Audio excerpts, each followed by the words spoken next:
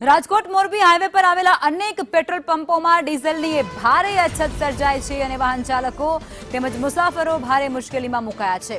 સંદેશ ન્યૂઝના ground zero report અને જે રિયાલિટી ચેક હતું તેમાં એવું સામે આવ્યું છે કે હાઈવે પરના પંપોમાં 2 દિવસ માત્ર એક જ વાર ડીઝલનું ટેન્કર ત્યાં પહોંચે છે।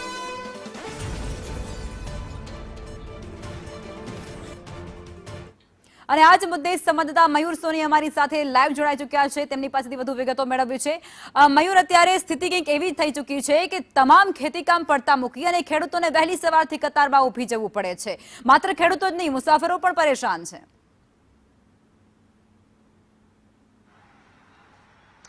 લખમાં સૌરાષ્ટ્રભરની અંદર આ પ્રકારની પરેશાની સામે આવી છે। રાજકોટ જિલ્લાની વાત કરીએ તો 160 કરતા વધુ પેટ્રોલ પંપો આવેલા છે, જેમાં માત્ર 30% જેટલો ડીઝલનો જથ્થો બચેલો છે, જ્યારે પેટ્રોલની વાત કરીએ તો માત્ર 40% જેટલો જથ્થો છે તે ઉપલબ્ધ છે।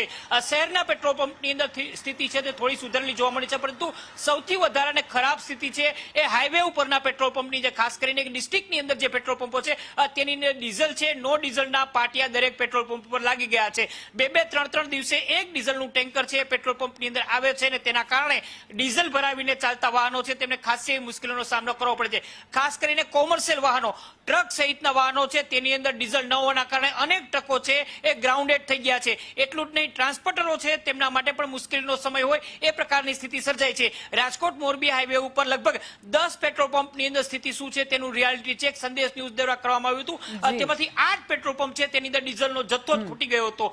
2 દિવસથી આ પ્રકારની સ્થિતિ સર્જાઈ છે ને પેટ્રોલ પંપના જે સંચાલકો છે તેમનું કહેવું છે કે આ પ્રકારની સ્થિતિ આગળ પણ જોવા મળી શકે છે, કારણ કે તેમને જે ટેન્કરો લગાવેલા છે તેની સંખ્યામાં માત્ર 33% જેટલું ડીઝલ છે એ જ પેટ્રોલિયમ કંપનીઓ દ્વારા આપવામાં આવે છે। આ અંગે જ્યારે રાજકોટના કલેક્ટરને પૂછવામાં આવ્યું ત્યારે તેને પણ સ્વીકાર કર્યો હતો કે રાજકોટ જિલ્લાની અંદર જેટલા પણ પેટ્રોલ પંપો આવેલા છે તેમાંથી પેટ્રોલનો જથ્થો છે 40 થી 44% જેટલો રહેલો છે, ડીઝલનો જથ્થો છે 33% જેટલો રહેલો છે।